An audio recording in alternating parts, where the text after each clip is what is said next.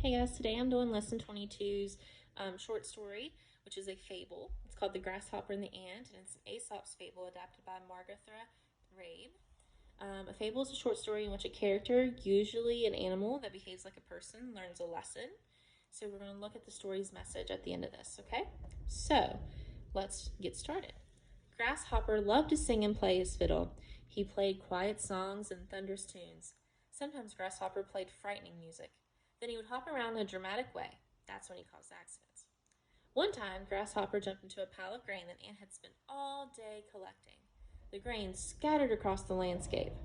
"You should be more careful, Grasshopper," scolded Ant. "I worked hard to gather that grain. Now I'll have to pile it up again." "I'm sorry," said Grasshopper. "Well, take a break. It's a beautiful sunny day. You'll have plenty of days to gather food." "You may think so, Grasshopper, but winter will soon be here. Then the ground will be frozen solid," said Ant. "Now is the time to gather food and plan for survival.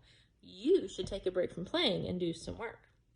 Grasshopper said, "I'll migrate to someplace warm if it gets too chilly. That way, I can keep on playing and singing. But for now, I'll play any song you like to make your work easier to do."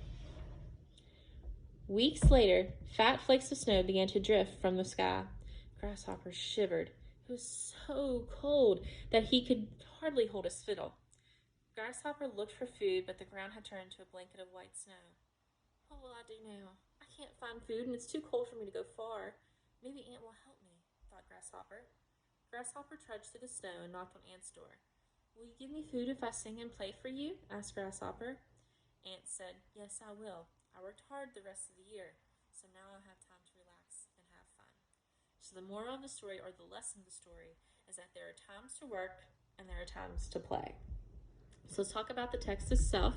That's what your assignment today is.